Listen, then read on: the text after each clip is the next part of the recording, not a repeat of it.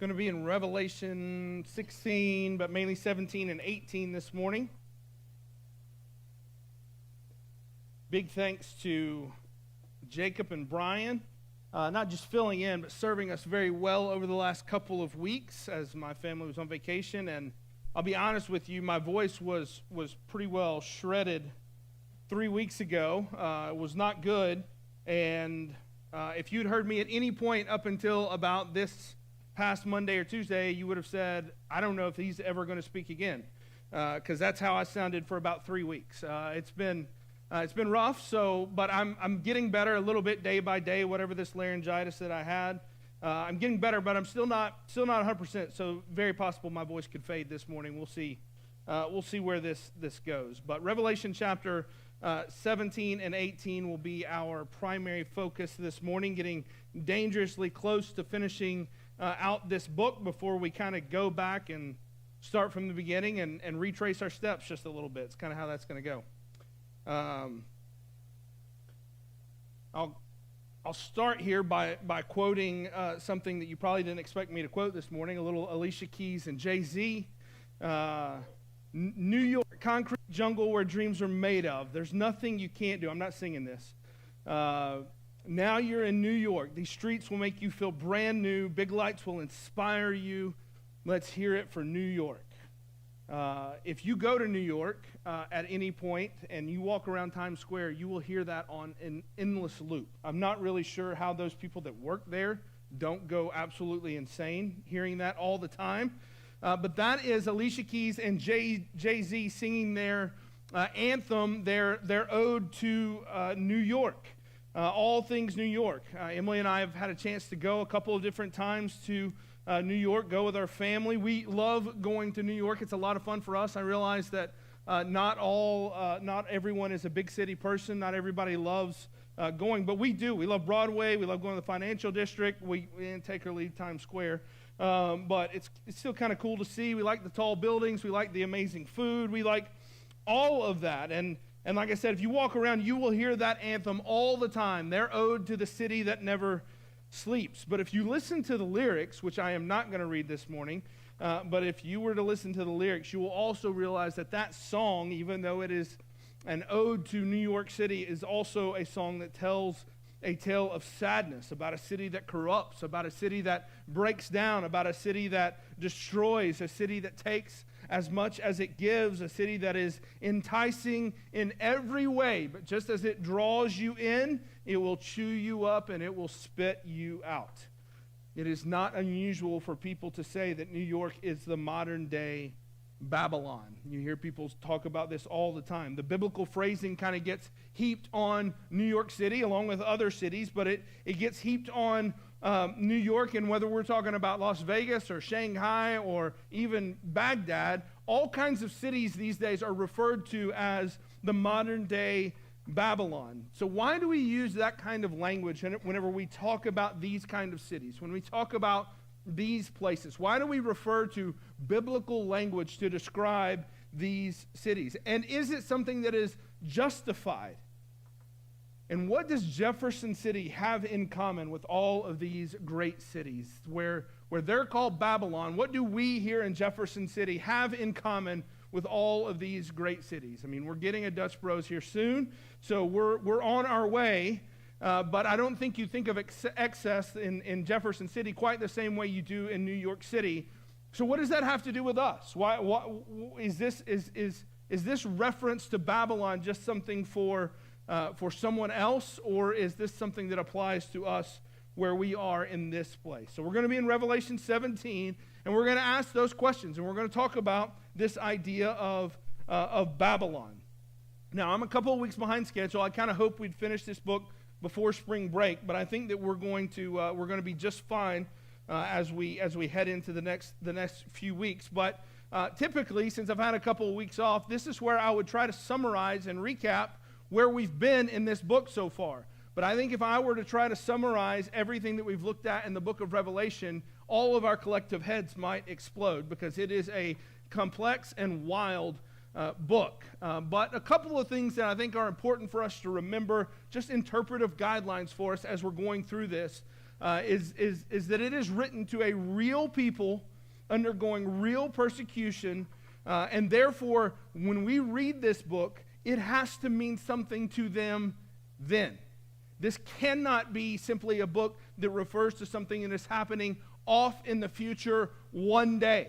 Now, it doesn't mean that there's not some things we can't take from this that will happen one of these days, but mostly this has to be something that would encourage real people in real churches undergoing real persecution in that day. The second thing for us to remember is that we don't want to spend all of our time talking about the who and the why of the book of, the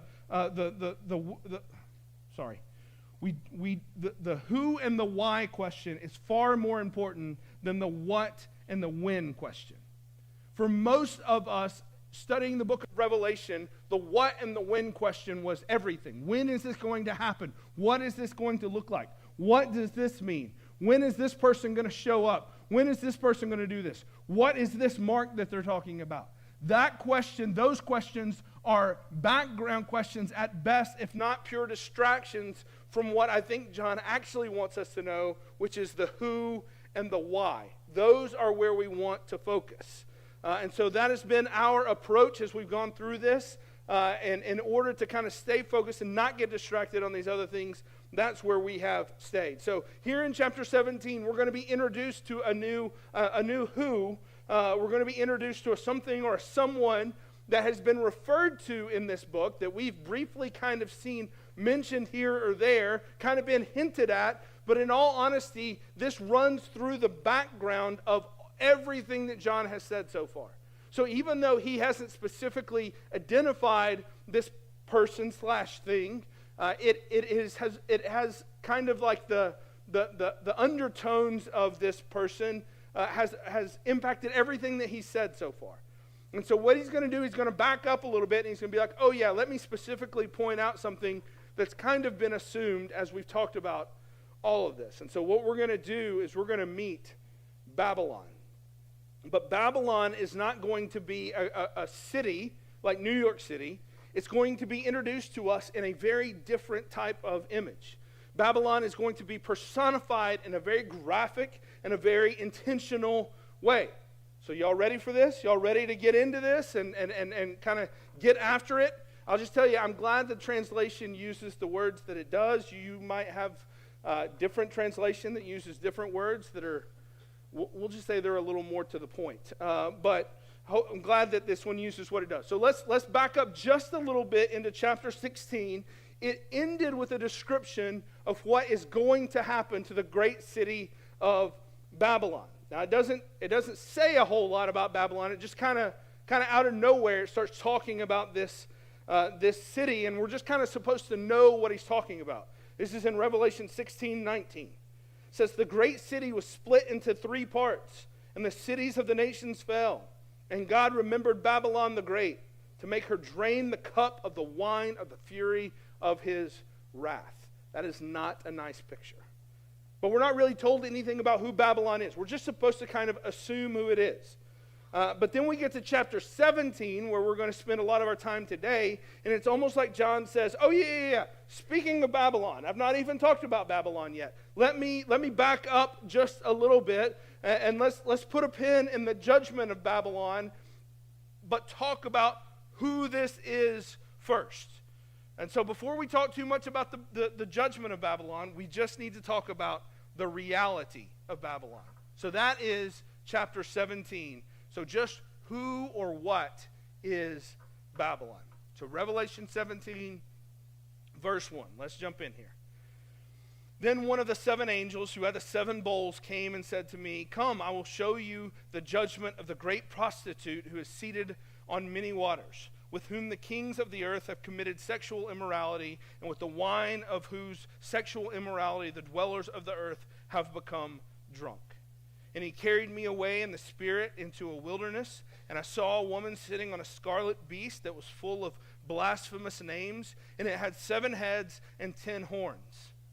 The woman was arrayed in purple and scarlet and adorned with gold and jewels and pearls, holding in her hand a golden cup full of abominations and the impurities of her sexual immorality. and on her forehead was written a name of mystery, Babylon the Great, mother of prostitutes and of earth's abominations.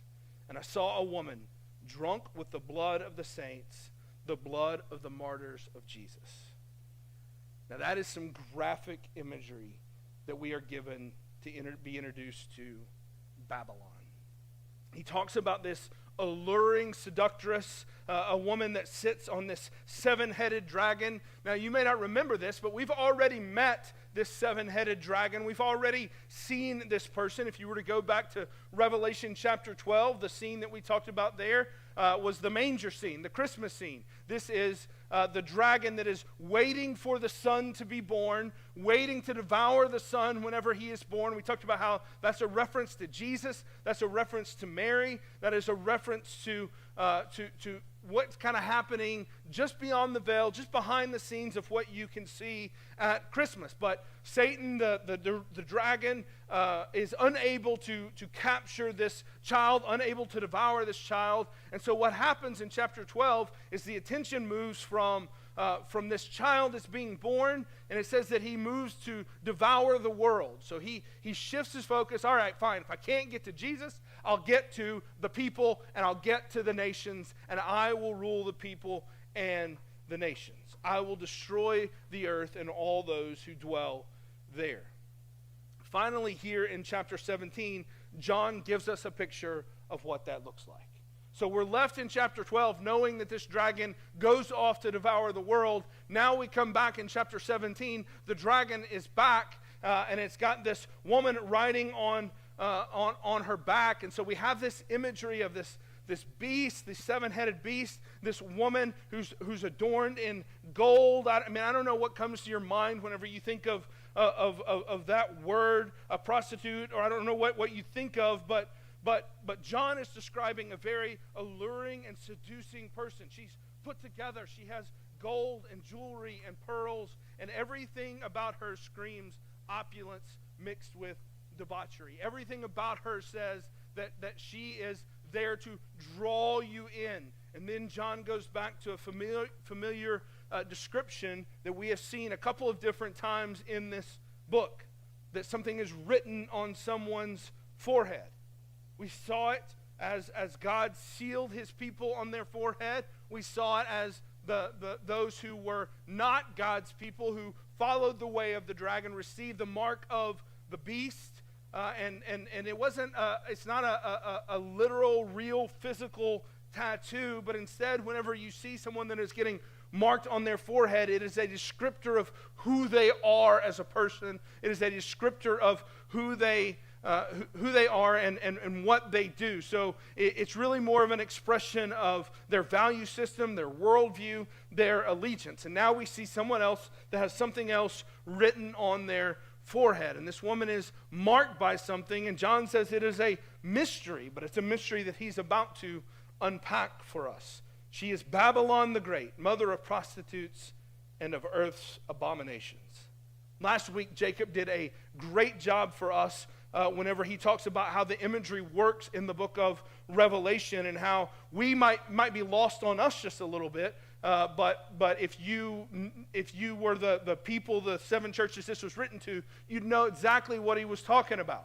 Jacob illustrated this by talking about Davy Crockett with a coonskin cap and people wearing orange and spelling out VOLS, and that's going to be lost on people 2,000 years from now. But we know exactly what is being talked about, and this is exactly what is going on here.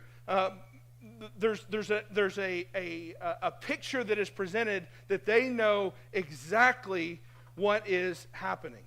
When the original readers hear of Babylon, when the original readers hear of what is going on, they immediately draw on an Old Testament picture of the nation and the city of Babylon. Now, this was a nation that had sent Israel into exile, that had wiped out their culture, essentially, that had destroyed their kingdom, that had taken everything away from Israel. But it is a culture that Israel and its people constantly tried to, it's called syncretize with, like tried to mix with, and they would blend elements of the culture of being a Jew with elements of the culture of Babylon. This is what the prophets warn about over and over and over again. Don't do this. If you remember, whenever we read the book of Nehemiah, Nehemiah would drag people out in the streets and he would say, stop doing this. And they would be like, yes, we'll stop. And then they would go right back and they would start doing it again. And so all of that comes to mind when people start hearing about Babylon.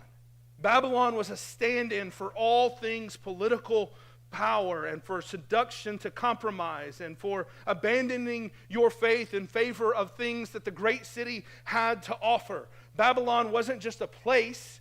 Babylon wasn't just an evil empire. Babylon was an idea and a way of life. And these 7 churches, the people in these churches would have known exactly what John was talking about. So when John says that this woman's title is Babylon, he is making a point that Babylon is a seductress, and while she may be enticing, she is not innocent. She is not neutral. She is sitting atop the dragon, and she seeks to devour you. One part seduction, one part destruction. And this is the terrible combo that strides through the world. So if I can do anything, I kind of want you to like get away from the imagery just a little bit, because the imagery to us can be so repulsive that we're like, oh, no. There's no way that's enticing to me. This is talking about other people in the world. This is talking about something else. And so if you're sitting out there thinking, I could never be enticed by this woman or what she has to offer, I would plead with you that you may have already drunk from her cup and you don't even realize it. So as helpful as it is for John to give us this image, for us, I think in our kind of modern sensibilities, this can also be like one of those things we quickly dismiss as this doesn't apply to us. And so what I'm going to ask you to do is to pull out from the imagery a little bit and stop thinking so much of this being a seductress, and think more of this as just being like the worldly temptations that we face every day. This is the picture that is there. Then in Revelation 17, we see John talks about, in verse 6, we see how John talks about this woman, this woman that sits atop the dragon. Verse 6, he says, this is the back half of verse 6. When I saw her, I marveled greatly. But the angel said to me, why do you marvel? I will tell you the mystery of the woman and of the beast with 7 heads and 10 horns that carries her. So John is apparently like on some level like drawn to this image that he sees. Like he is somehow like kind of caught up with it. Now we don't know on what level, we don't know what's going on in John's head, but we know that John, at the very least, she gets John's attention.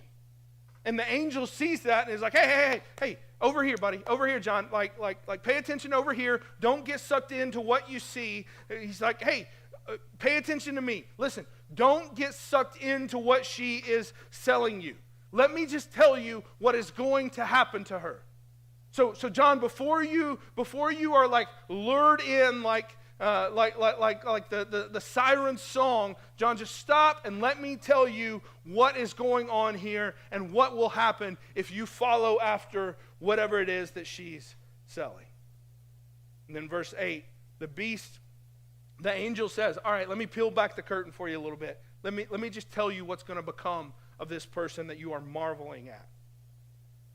Verse 8, the beast that you saw was and is not and is about to rise from the bottomless pit and go to destruction. So that whole like threefold thing there, if you'll remember they were killed and then they were resurrected again. It was kind of the knockoff lamb, if you'll remember that, kind of the knockoff picture.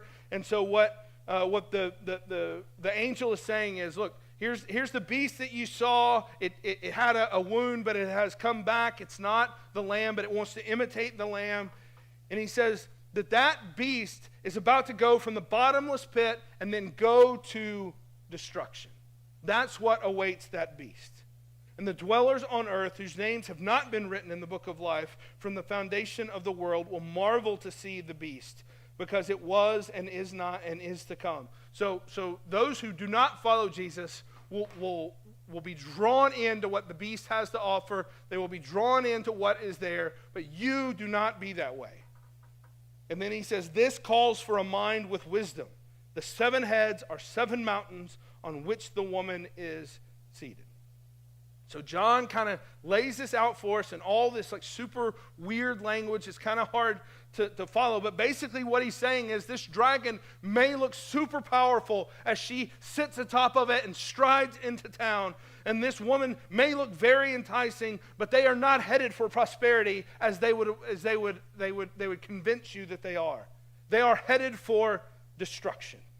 So don't get too bought in, because their end is destruction, not exaltation. And then he says this calls for a mind of wisdom. In other words, put your thinking caps on and pay attention to what I'm about to say. And then he says the 7 heads are 7 mountains.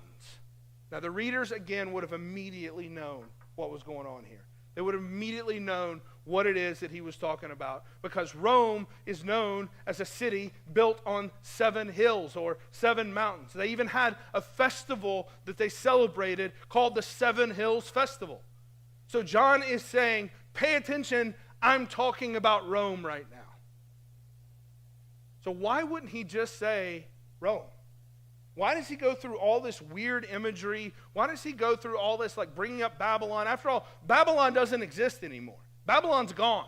That city has fallen. So like for real, Old Testament, that's gone. It's not there anymore. That empire, that nation is gone. Why bring up Babylon? Why not just say Rome? Let's call a spade and quit confusing us and talking about dragons and prostitutes and all sorts of stuff. Can we not just talk about Rome? Well, there's a couple of reasons why he is so kind of cagey here. One reason is because to explicitly say I'm talking about Rome would have probably gotten him in very big trouble. But more than that, he's using Babylon, even though it's long gone.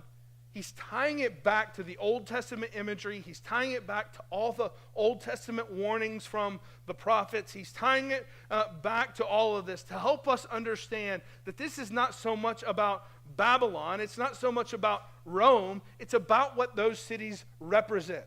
And Rome in his day represents the same thing that Babylon represented in the Old Testament. Power, politics, money, sex, scandal, opulence, oppression, all of those things. And so he makes the connection between Babylon to Rome in order to help the people see this is not just a battle that you are fighting. This is a battle that has been ongoing. And then that helps us to see, well, wait a minute, if Babylon is a stand-in for Rome there, what is Babylon a stand-in for us today? Is it a stand-in for New York City? Is it a stand-in for Las Vegas? Is it a stand-in for some other major world city? Is it a stand-in for Jefferson City? How does Jefferson City compare to Babylon? What is the deal here? So he makes this connection from Babylon to Rome, but then he keeps on going. Let's skip down just a little bit to verse 11. And for the beast that was and is not, it is an 8th, but it belongs to the 7. It's talking about kings here. I know it's confusing. But then the bottom line is what you need to know is it all goes to destruction.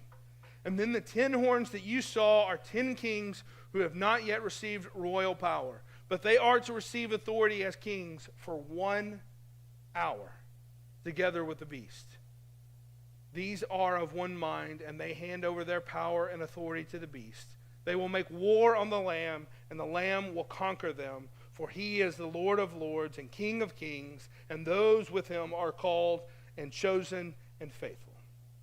So John basically says here that the beast represents all of these kings, all these kingdoms, and this kind of constellation of power. There's all kinds of questions about, are these specific kings? Are these specific eras? I think we get lost in that. The point that he's making here is there's this kind of constellation of power with this woman and with this beast. But what I think is interesting here is John doesn't leave us in any suspense whatsoever. It says that they hand all their power over, they consolate, they bring all their power together to be all, like mount this war on the Lamb. Like they are making their final push on the Lamb. Everything comes together. All the kings of the earth, all of the power and the seductions of the woman, all of the power of the dragon, they consolidate it all. And then once they have it all together, they're going to make war on the Lamb. And then John, in one of the most non-suspense ways you could possibly describe this, just says, and the Lamb will conquer them. They go through all this scheming to bring all of this together, and John's like, and the Lamb will flick them away. I think all of this, this is not great storytelling here by John. There's no suspense. There's no tune in next week to see what happens. There's no, there's no suspense that John leaves here. But I think John wants us to see that there is no great battle that is building. They will mount their challenge, but they are no rival to the Lamb. The dragon will mount his challenge. He will give it his best shot. He will scheme. He will do everything. He will consolidate every ounce of power that he has in this world, and the Lamb will win. That is the image that we are to see there. There is no rival. He is fully entrenched on the throne, and no dragon will challenge him. Verse 15. And the angel said to me, the waters that you saw where the prostitute is seated are peoples and multitudes and nations and language. So this is all encompassing. Everyone is there. Everyone is seated at her feet. And the 10 horns that you saw, they and the beast will hate the prostitute. This is super interesting. They will make her desolate and naked and devour her flesh and burn her up with fire. For God has put it into their hearts to carry out his purpose by being of one mind and handing over their royal power to the beast until the words of God are fulfilled. And the woman that you saw is the great city that has dominion over the kings of the earth. Such a fascinating little passage. I feel like we could spend the rest of our time here. We don't have time, but it's so fascinating to me. We're going to zoom by this, but John lays it out, and he says that this is who this woman is. All these people sit at her feet. She has drawn in all these people. But did you catch how she dies? Did you see how it is that she dies? It's not that the Lamb kills her. Do you see what it is that kills her? The beast that she is riding on turns on her. It is the beast that kills her. She goes from riding on the back of it to being devoured by it. And John says that this is God's doing as he basically uses one to do his bidding against the other. So they're trying to mount a war on the Lamb, and God basically turns them against each other. It is such a powerful picture of God's sovereignty. And it is also a picture of how this world works. For all of Satan's scheming, his best plans still end in self-destruction and sabotage. The political powers, which is what this dragon represents, remember, this comes out of Daniel chapter 7, and he's drawing from that imagery. So the political powers turn on the opulence and arrogance of the prostitute, the city of Babylon. They go from being partners to destroying one another. You see, God's plans done God's way are designed to produce a world in which people flourish. A world that builds one another up, in which the end goal is to create, to multiply, to enjoy, and to enable flourishing throughout the world. And even Satan's best plans result in the self-destruction of his would-be allies. The two worlds are fundamentally at odds with one another. Their core values are not the same. Satan and his kingdom seeks to devour. God and his kingdom seek to flourish and to bless. Yet this one over here has all the enticements of the world and says, come and drink deeply from this cup that I have. I promise that you will love it, but it can never deliver. Fundamentally, their goals are different. Do you hear what I am saying here? This is not like a simple, just pick which way you want to go. When you choose, you are heading down a path that will lead you to one eternity or the other. They don't value the same things. They don't pursue the same goals. They don't love the same things. And the end results of these two different kingdoms could not be more different. Next week, we will see the result of God's kingdom and where that goes and how his values play out. Spoiler alert, it's another city. It's not Babylon. It's another city that we will see. That's next week. But this week, we'll see the end result of Satan's vision and his rule over this earth. Here is where it is going if you do not have your name, as it says, written in the book of life. If you are not a follower of Christ, if you have not been sealed and marked by his name, this is what is coming. I'm going to read a huge chunk of Revelation 18 because it almost reads like poetry here as we go through this. Revelation 18, verse 1. After this, I saw another angel coming down from heaven, having great authority, and the earth was made bright with his glory.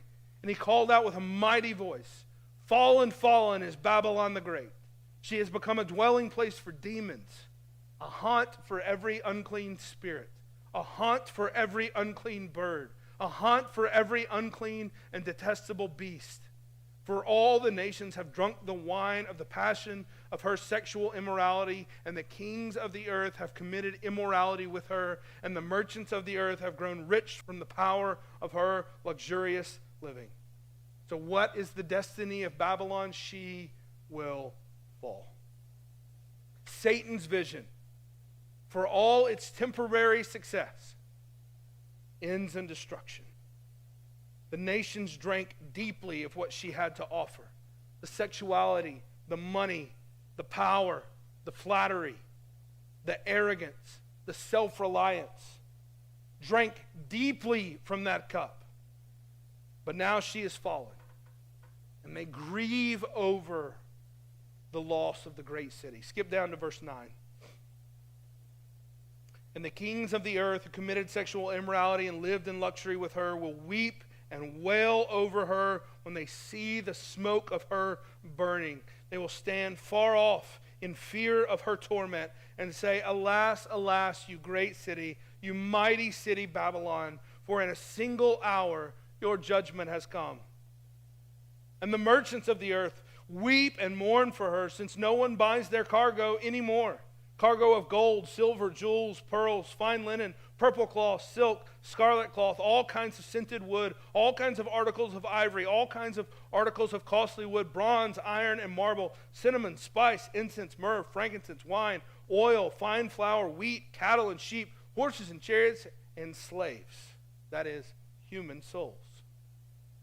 The fruit for which your soul longed has gone from you, and all your delicacies and your splendors are lost to you, never to be found again. Verse 15, the merchants of these wares who gained wealth from her will stand far off. You hear that refrain? Will stand far off, in fear of her torment, weeping and mourning aloud. Alas, alas, for the great city that was clothed in fine linen and purple and scarlet and adorned with gold, with jewels, and with pearls. For in a single hour all this wealth has been laid to waste. And all the shipmasters and seafaring men, sailors, and those who trade on the sea stood far off and carried out, as they saw the smoke of her burning, what city was like the great city. Man, what a powerful picture that is. Desolate, laid to waste.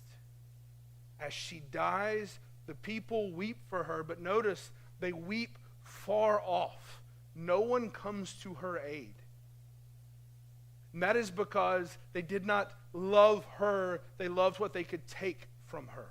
They weep because they cannot take from her any longer. She cannot serve them anymore or meet their needs. She was a seductress, but now she has nothing to offer them. And now everyone stands far off and has no reason to come to her. This is what happens to the great city. The seductress with all her wares, her temptations, her promises. The people are left looking and longing for what she promised. But ultimately, there is nothing to show for it. All the wealth of the city gone in an hour. Friends, this is what sin does to us. We don't see it come striding in, decorated in gold and pearls. We don't see the seven-headed dragon. If anyone knew the way that this is how it would end, they would not have been enticed to make an alliance with her. Yet they do. Why? Because they are drawn by what she has to offer. The angel is serving John well. I want to go back to this where the angel in verse 6 and sees that John is marveling at what he sees. And he says, hey, over here, don't buy in. Hey, listen, this is not going to go well. Don't buy into what she is selling. The angel explains why everything may look good. She may be beautiful. She may be enticing. This world may be awesome. It may be enticing. You may love to have the money. You may love to have the security. You may love to have the economic prowess. You may love to have a full bank account. You might love to have all of these things that are offered, but don't buy in. It's not worth it because it ends in destruction. The best kind of picture that I have for this is and I think this works on some level. Some years back, I used to work at UPS. I was a part-time supervisor. I go in around 2, 3 a.m., leave around 8 a.m. And it was not unusual for us, for our head supervisors, kind of top guys, to buy like 50, 75 White Castles and put them in the supervisor's room for us to be able to eat. And if you're like, who wants White Castles at 4 a.m.? I did. And every one of the part-time supervisors there did too. And so we would scarf those things up and they would be gone. They'd smell up the whole place. And that was pretty usual. One year, this was on a Friday before Thanksgiving, the head guy, the building manager, decided that he wanted to do something really nice for the part-time supervisors. And so what he did is put together a Thanksgiving meal for us, basically. Which basically I think worked out to being all the supervisors' wives cooking food that they brought whenever we had the meal. But when we got there at 2 o'clock in the morning, there was a full Thanksgiving buffet spread out for us that was there in front of us, like full thing: turkey, ham, stuffing, mashed potatoes, green beans, all of it. It was all there. We had to figure out how to eat this like full Thanksgiving meal while actually doing our jobs. But it was there for us to kind of pick out as we went throughout the morning. Now, what you don't know is we get there at 2 a.m., but the building managers and the full-time supervisors get there closer to like 11, maybe even 10 p.m., depending on the shift and what was going on. And so that food probably came in closer to like 10 or 11, and it was probably cooked the night before. So you can see where this is going, right? Never crossed our minds. And so here's I don't know how long that food had been sitting out, but here's what I know. Basically, every part-time supervisor ate from that buffet. Had it all. Fixed the full plate, had the full thing, ate it, enjoyed it. It was good. We went about our morning. We got our stuff out. We were super grateful. Hey, this was very nice of you. Thanks, Todd, for doing this. Thank you for doing this. We really appreciate it. That night we went out and we were at, I just remember this like it was yesterday. We were at Hobby Lobby. This is when we lived in Louisville. We were at Hobby Lobby. And as I'm walking around Hobby Lobby, I'm like, man, I don't feel great. Like I'm starting to sweat. Like, I'm like, I feel like my blood pressure is really high. Like, I'm getting kind of dizzy. I'm like, can we just go home? And Emily's like, it's Friday. Let's do something. I'm like, we're going home. That's what needs to happen. So like she drove us home, and by the time I got home, I wasn't just like shaking. I was like trembling because I was so cold. Like I could not. I had this fever that had set in. It was all the food poisoning that you could imagine. I didn't know that 100% at the time, but I mean it was stomach cramps. It was sitting on the toilet while leaning over the bathtub. It was awful. It was awful.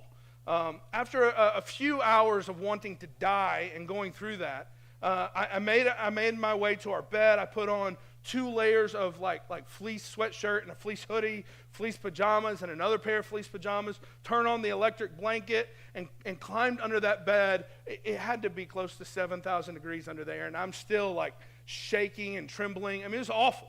It was everything I could do to just get the convulsions to stop. when the fever finally broke, like I just soaked, like drenched. The next day, whenever I woke up, and it was rough. To this day, it's like the worst. Like I really just wanted to die. But that broke by Saturday night into Sunday morning. I was really feeling fine, like a little weak, but I was all right. It was like 24 hours of awful, and then I was fine. So we went in on Monday, and as we go in on Monday, like we're walking in, it's like a half-mile walk into our facility. As I'm walking in, I'm talking to some of the other part-time supervisors, and like we've all got our story of how bad that weekend was. Like it's like 6 or 7 of them. Like I think there were 50 part-time supervisors in our building. 7 of them were in the hospital over the weekend.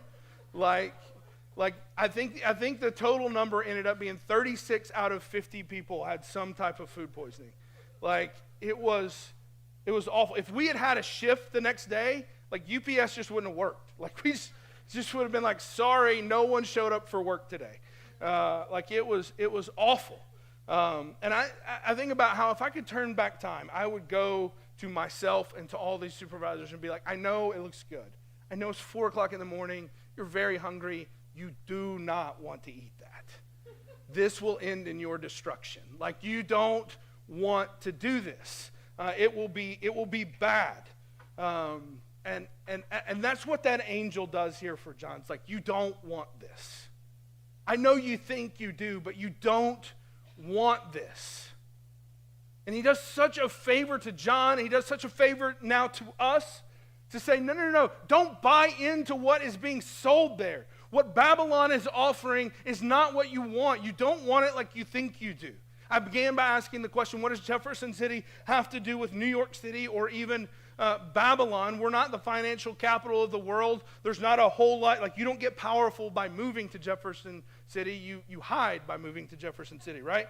This is where you come to get away from it. But the reality is, John's vision of Babylon is not about a city. It's about a worldview, and it's about how Satan works. It's about all the things that we wish we had, and then we look around and we say, if I just had that, I would be fine. If I just had this, my life would be better. If I just had something else, then all would be well. If I could just do this, and we look around and we say, these things would make my life better. I just want a taste. I just want a little bit. I just want a meal. I just want this. And we somehow go from wanting a taste to wanting a meal to gorging ourselves on all the opulence that Babylon has to offer.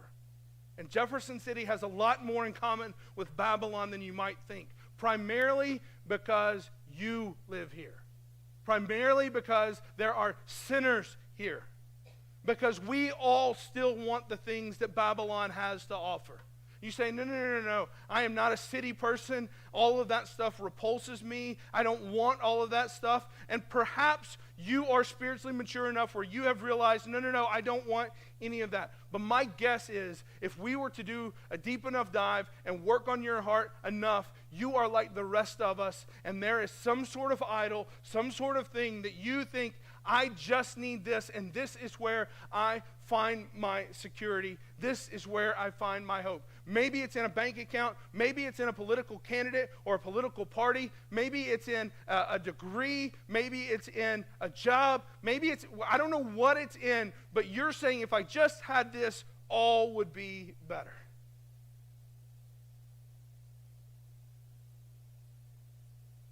And this angel is telling John, don't buy it.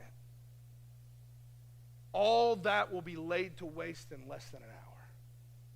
It'll all be gone. We all still want the things that Babylon has to offer. But the beauty of this is in Revelation chapter 18, verse 4. I skipped over this little part here.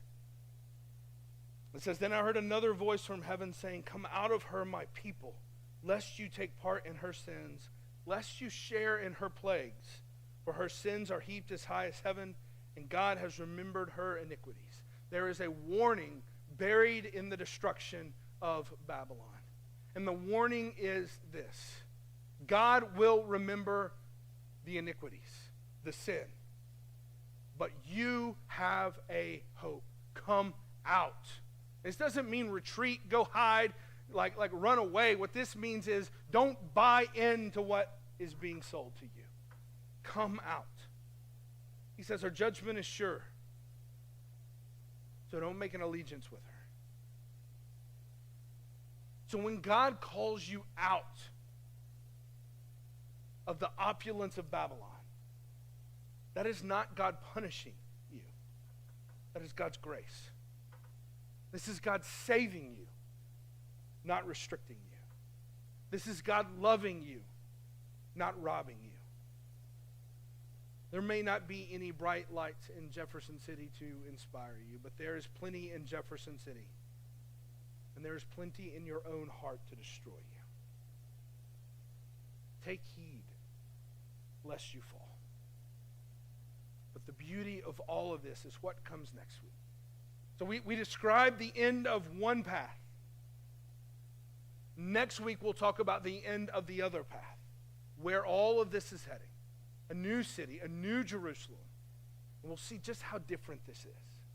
But for now, heed the warning of the angel. Destruction is coming. Come out of her, my people, lest you take part in her sins. Let's pray. Father, we thank you for your grace and your mercy. We thank you for your warning. We thank you that we are given this picture to know the truth of what happens to this great city, to know the truth of what happens when we buy into the things this world is selling. Father, for those of us that are hung up on the imagery and we think, well, that's not that enticing to me, Father, give us discernment to understand that this is all the things that this world offers. And there is so much that is enticing to so many. Father, give us discernment to see the end and how the end is destruction. Give us discernment to know the truth. Give us discernment to recognize the schemes of the devil so that we will not be a part of seeing this great city fall, because we are there at its feet. But instead that we might see it from a distance as we worship the Lamb. And it's in Christ's name we